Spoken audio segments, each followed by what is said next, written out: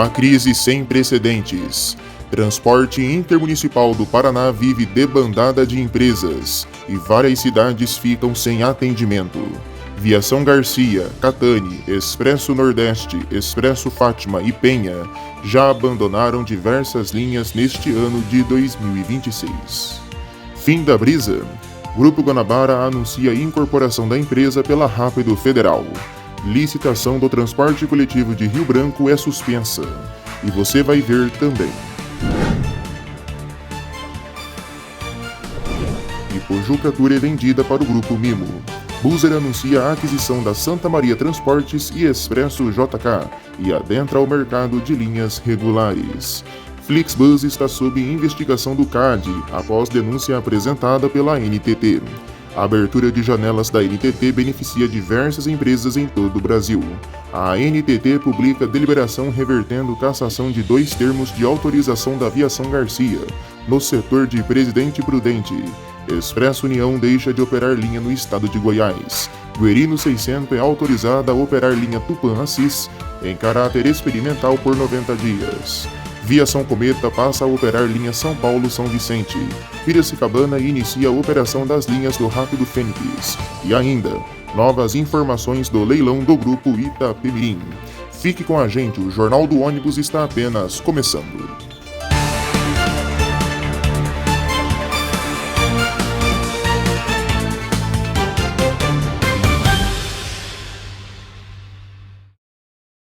Olá, boa noite. A abertura das janelas da NTT, Agência Nacional de Transportes Terrestres, ampliou a concorrência no transporte rodoviário interestadual, permitindo que novas empresas e plataformas expandissem sua atuação. A Buser passou a operar em novos mercados por meio da aquisição das empresas Transporte Santa Maria de São Bernardo do Campo, no ABC Paulista, e Expresso JK, do Distrito Federal. Com isso, a companhia foi contemplada em 26 mercados antes desatendidos, sendo 18 operados pela Santa Maria e 8 pela JK. Entre as novas ligações estão Barbacena Santo André, Campo Belo São Bernardo do Campo, Formiga São José do Rio Preto, Morrinhos Belo Horizonte, Pinhais Registro e a linha Rio de Janeiro Itaquaquecetuba. Além disso, a Expresso JK assumiu a ligação de Contagem até Três Rios, no Rio de Janeiro, anteriormente operada por apenas uma única empresa.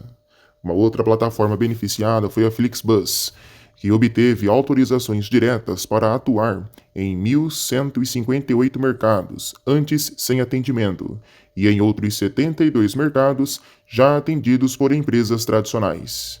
Entre os exemplos estão Alagoinhas, Jaboatão dos Guararapes, Balneário Camboriú, Umbaúba, Bahia Santo André, Camapuã Cascavel e Curitiba São Vicente. A NTT informou que as chamadas janelas de entrada permitem que empresas solicitem novas linhas ou ampliações em períodos específicos. No total, foram registradas 47.291 solicitações válidas, sendo mais de 38 mil para mercados sem atendimento e cerca de 8.900 para mercados com apenas uma única empresa. Com isso, o número total de mercados autorizados deve saltar de 33.961 para 72.340, um crescimento de 113%. Paralela a essa situação, o STF voltou a suspender o julgamento sobre a constitucionalidade de uma lei estadual de Minas que restringe aplicativos de fretamento como a Buser. A Lei 23.941 de 2021 determina que as viagens ocorram em circuito fechado, ou seja, os passageiros da ida devem ser os mesmos da volta, impedindo vendas individuais semelhantes às praticadas por linhas regulares. A relatora Carmen Lúcia votou pela constitucionalidade da norma, argumentando que o poder público possui competência para regulamentar o transporte e garantir segurança e equilíbrio do sistema. Alexandre de Moraes e Cristiano Zanin acompanham esse entendimento. André Mendonça divergiu, afirmando que as exigências seriam desproporcionais e afetariam a livre concorrência. O placar parcial está em 3-1 favorável à manutenção da lei, sendo necessário 6 votos para a maioria. A lei contestada exige envio prévio da lista de passageiros ao DER de Minas Gerais, o que limita alterações dessa lista, impede venda individual de passagens por aplicativos e proíbe embarques e desembarques ao longo do trajeto ou em terminais públicos. Apesar de tratar de Minas Gerais, a decisão pode influenciar processos semelhantes em outros estados. E falando de aplicativos, o modelo de negócios da Flixbus também está sob investigação do CAD, Conselho Administrativo de Defesa Econômica, após denúncia apresentada pela NTT. Segundo a agência, a empresa estaria controlando decisões como preços, rotas e operação das linhas de empresas parceiras, prática considerada incompatível com a regulamentação atual.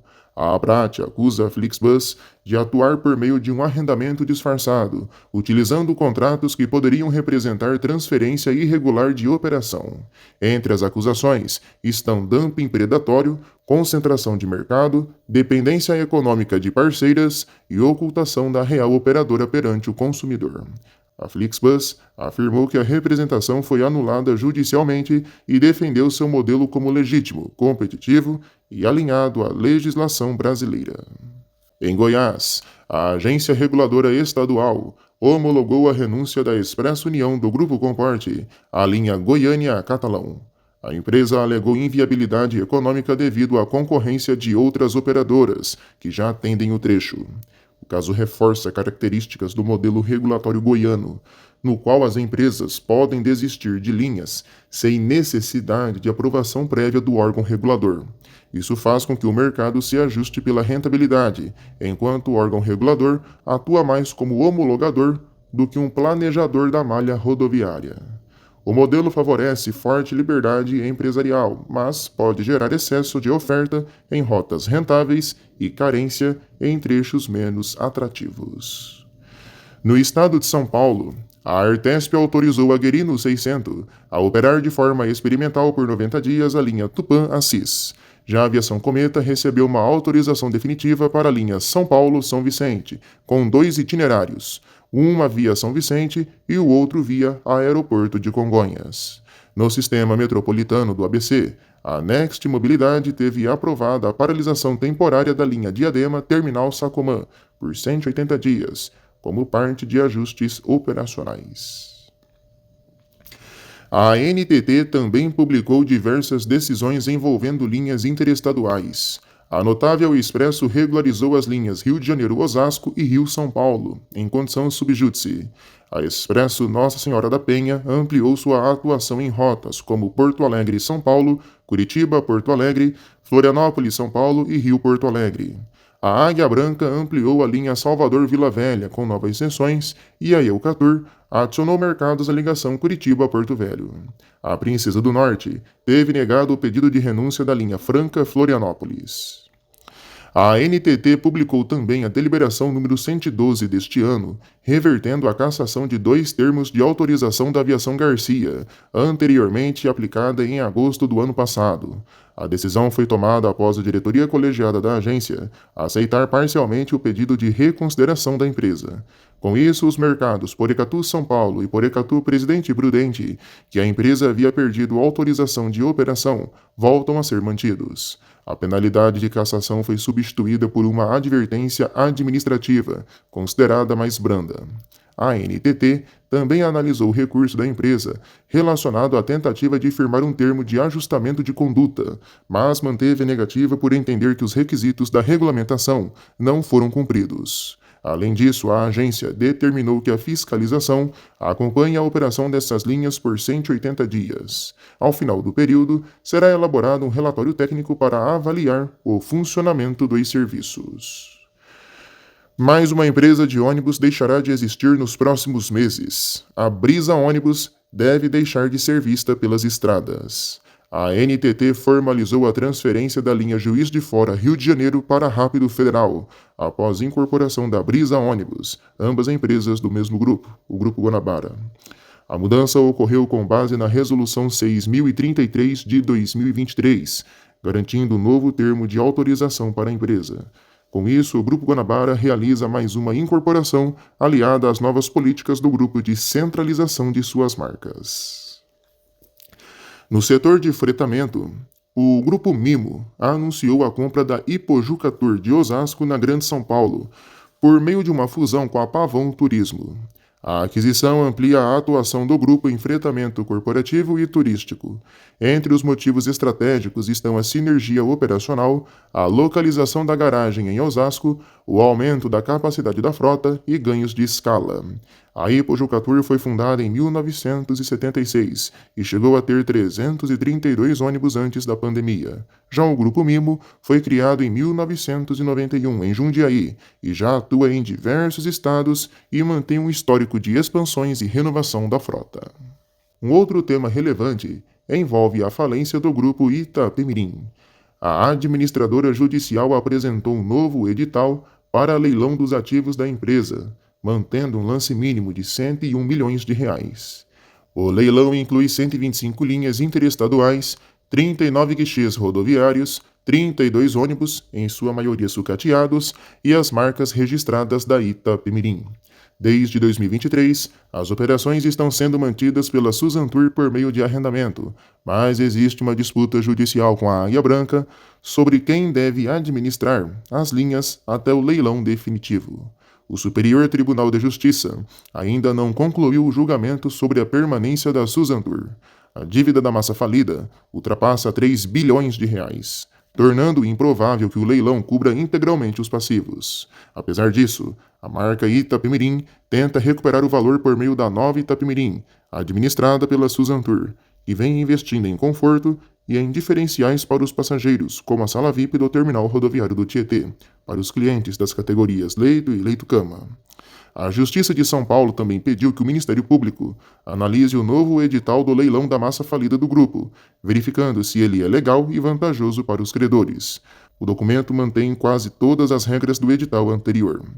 Entre os pontos discutidos estão possíveis brechas para recursos judiciais que podem atrasar a conclusão do leilão e o prolongamento do arrendamento das linhas. Atualmente, a operação é feita pela Suzantur, mas a Aviação Águia Branca, como dito anteriormente, disputa judicialmente o direito de assumir as linhas. O leilão prevê a venda de 125 linhas interestaduais, guichês rodoviários, ônibus e marcas da Itapemirim. Apesar disso, o valor arrecadado será pequeno diante da dívida total do grupo, de 3 bilhões de reais. Ainda hoje no Jornal do Ônibus, a crise do transporte intermunicipal no interior do Paraná. E a seguir, as notícias que estão em manchete no mundo rodoviário. O JU volta em instantes. Não saia daí.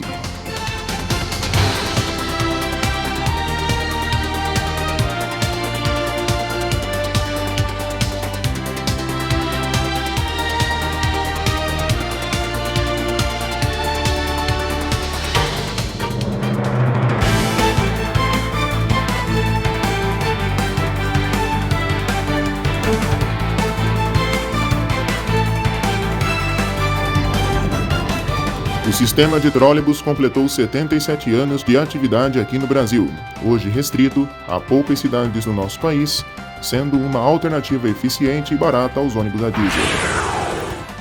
A Rico Transportes tem mais de 40 ônibus irregulares operando em Rio Branco, no Acre, segundo a Justiça do Trabalho. O governo do estado do Rio, por meio do DETRO, junto à prefeitura, iniciaram hoje a operação de testes assistida da integração entre cidades da Baixada e da região metropolitana, entre elas Mesquita, Nova Iguaçu, São João de Meriti, com o terminal BRT metropolitano Margaridas. A ampliação ocorrerá em regime de operação assistida, permitindo ajustes operacionais e acompanhamento da demanda. As linhas de Mesquita já utilizavam o terminal, e agora o atendimento será ampliado para novas cidades. Os ônibus intermunicipais da Baixada Fluminense operarão com intervalos de 20 minutos. Já o serviço de ida e volta do BRT, entre o terminal BRT metropolitano Pedro Fernandes e o terminal intermodal Gentileza, será no intervalo de 3 minutos. As linhas intermunicipais autorizadas pelo DETRO terão tarifa de R$ 6,70, valor definido pelo órgão estadual. O pagamento será feito por meio do cartão RioCard. Para reforçar a integração com o sistema de alta capacidade, 2 serviços do BRT farão a ligação entre o terminal metropolitano e o terminal Gentileza. O serviço 70 Parador realizará o trajeto em cerca de 32 minutos. Já o serviço 73 Expresso fará a viagem em aproximadamente 20 minutos, oferecendo uma alternativa mais rápida para quem segue em direção ao centro do Rio e a outras regiões da capital. A Mob Rio vai assumir a operação da linha 634 Bananal Sáenz Penha, após várias reclamações do serviço prestado pela Transportes Paranapuã. A frota para a linha será de 25 carros. A Aviação Piracicabana iniciou a operação das linhas do Rápido Fênix, após a aquisição da empresa. Nos serviços intermunicipais e suburbanos, já há coletivos com a marca Piracicabana em operação. A Piracicabana também foi autorizada pela Artesp a operar em caráter experimental por 90 dias a linha São Paulo-Itanhaém. A Artesp renovou por mais 5 anos a licença operacional da Viasol Transportes, empresa do Grupo Paraty, com sede em Araras. A Princesa dos Campos e a Campelli estão entre as empresas que mais cresceram com a abertura de janelas da NTT. Foram 1.373 mercados de uma só vez. O Sistema de Transporte Público do Grande Recife se prepara para iniciar na próxima semana os testes de um ônibus elétrico urbano na linha 1981, TI Rio Doce TI João Bezerra, operada pelo consórcio Conorte. São Paulo deve receber nos próximos dias para testes um Caio Milênio movido a GNV biometano com tecnologia da Scania. Essas foram as principais notícias em manchete desta edição.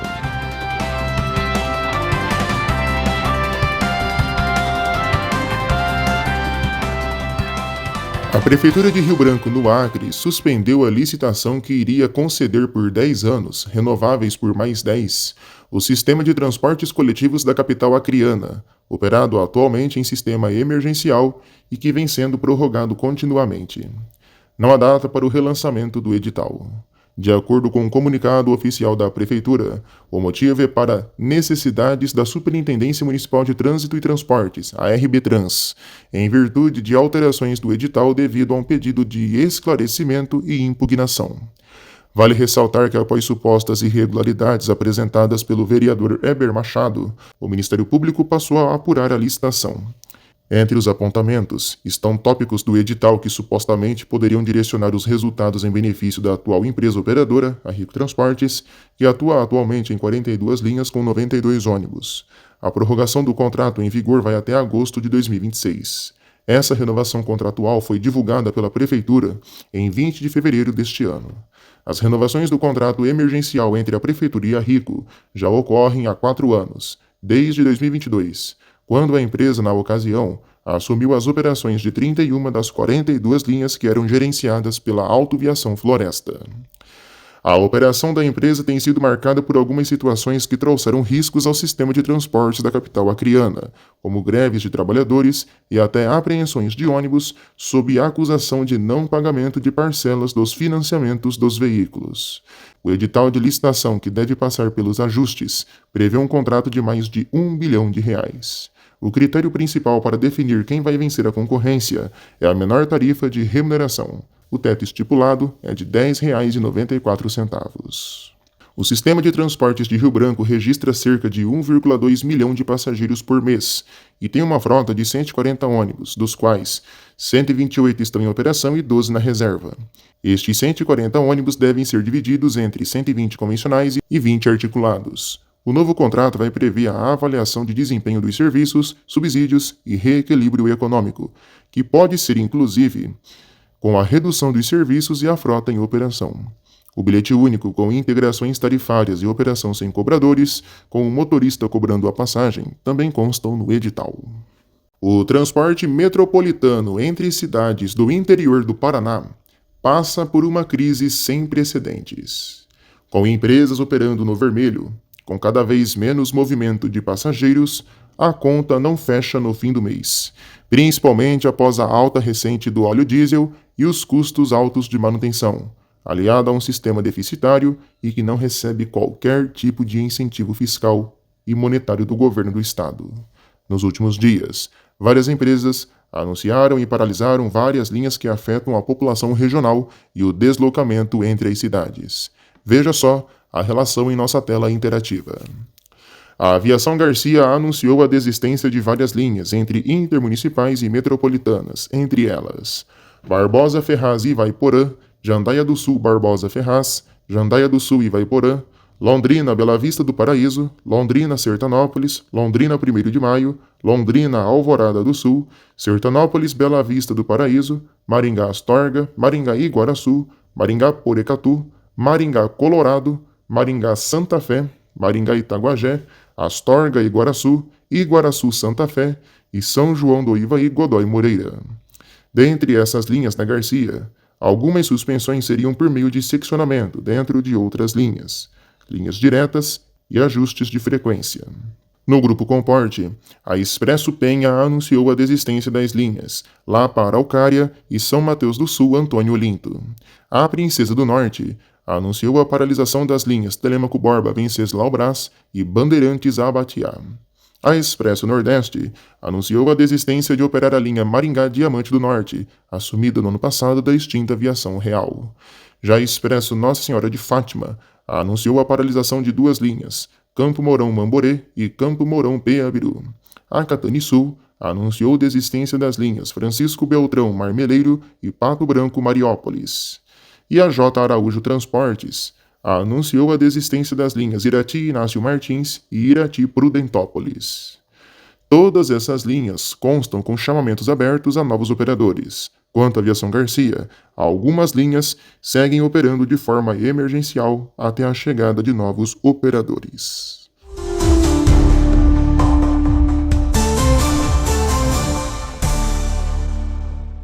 O colapso gradual do transporte intermunicipal no Paraná não é fruto do acaso.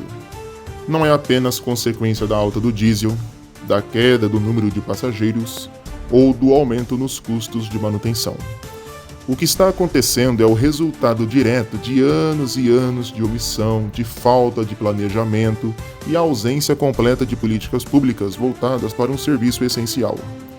O governo do estado assistiu de camarote durante muito tempo o enfraquecimento do sistema em todo o estado, sem agir.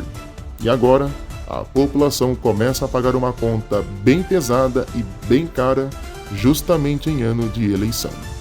As recentes desistências e paralisações de linhas por parte de empresas tradicionais mostram que o problema já deixou de ser pontual e virou uma crise estrutural.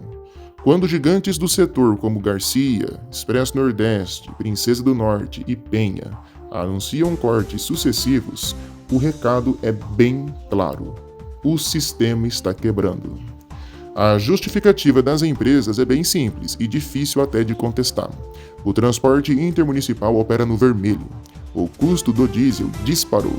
Peças ficaram mais caras. A manutenção pesa no caixa.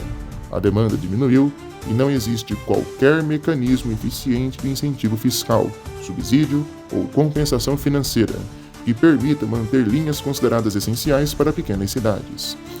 O problema, minha gente, é que enquanto o transporte urbano em grandes capitais frequentemente recebe subsídios, como o transporte metropolitano operado pela MEP na região de Curitiba, tão badalado pelo Palácio Iguaçu, com apoio institucional e investimentos, o transporte regional do interior parece invisível, largado às traças, para o poder público estadual. Paraná cobra, regula, fiscaliza, enche o saco das empresas, mas pouco contribui para manter um sistema que é fundamental para milhares de pessoas. Quem mora nas grandes cidades talvez não compreenda o tamanho do impacto, mas para moradores de municípios menores, uma linha intermunicipal não representa apenas um ônibus na estrada. Ela significa acesso ao trabalho, ao estudo, consultas médicas, compras, bancos, repartições públicas e convivência familiar. Quando uma linha entre cidades deixa de existir, não é apenas uma rota que desaparece. O que se perde é a mobilidade de quem não tem carro, de idosos, estudantes, trabalhadores e pessoas que dependem do transporte coletivo como uma única alternativa, muitas vezes para buscar o pão de cada dia. Imagina só o impacto para um morador de uma cidade pequena que precisa se deslocar diariamente para trabalhar em outro município maior. Imagine só quem precisa viajar para fazer tratamento médico, estudar ou resolver questões básicas. Em muitos casos, o encerramento de uma linha não gera outra alternativa. simplesmente deixa a população isolada. É justamente aí que o governo do Paraná merece uma crítica firme. O Estado não pode agir como um mero observador enquanto o transporte regional se deteriora. Não basta autorizar linhas, regulamentar empresas e esperar que o mercado resolva tudo sozinho. O transporte intermunicipal não deve ser tratado apenas como um negócio privado. Trata-se de um serviço de interesse público, garantido a todos pela Constituição Federal. Enquanto um sistema se torna deficitário, mas continua essencial, cabe ao Estado encontrar soluções. A ausência de incentivos fiscais, redução tributária, linhas de crédito específicas, programas de apoio operacional ou modelos de subsídio demonstra uma desconexão entre a administração pública e a realidade do interior paranaense. Enquanto se investe em grandes obras, propaganda e discursos sobre desenvolvimento regional, cidades menores perdem gradualmente sua ligação com centros urbanos próximos. Isso não fortalece o interior, pelo contrário, aprofunda desigualdades e amplia o isolamento. A verdade é dura, mas precisa ser dita. O transporte intermunicipal do Paraná está sendo sucateado diante dos olhos do governo do estado, e enquanto um serviço essencial entra em colapso, quem sofre não são os empresários, as planilhas ou os números. Quem sofre é a população que mais precisa. A retirada de linhas não é apenas uma decisão empresarial. Ela é também um retrato do fracasso de políticas públicas que deveriam garantir mobilidade, integração regional e dignidade para quem vive fora dos grandes centros. Se o governo continuar tratando o problema como algo secundário, o Paraná corre o risco de criar um mapa de cidades fantasmas, desconectadas, dependentes de caronas, transporte informal e alternativas precárias. Transporte hoje em dia não é luxo, é necessidade. E abandonar o interior à própria sorte é abandonar milhares de pessoas que dependem dele todos os dias.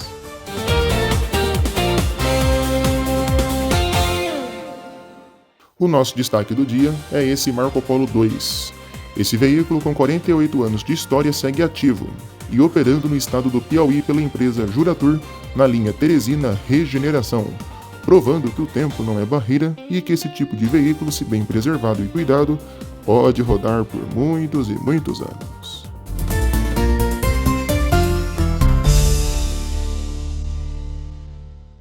O nosso sim ou não de hoje é sobre o transporte intermunicipal do Paraná. Você acredita em soluções e políticas públicas por parte do governo do estado para solucionar o problema do transporte intermunicipal no estado? Sim ou não? Fale aqui nos comentários e dê a sua opinião lá na nossa aba Comunidade também.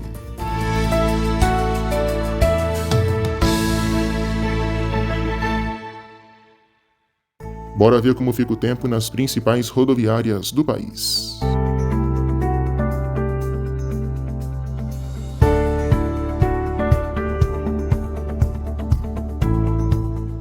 Assim nós terminamos mais esta edição do nosso Jornal do Ônibus. Obrigado a todos pela companhia e pela audiência. Curta, comente e compartilhe nossos vídeos. A todos uma ótima noite e até a próxima. A gente se vê.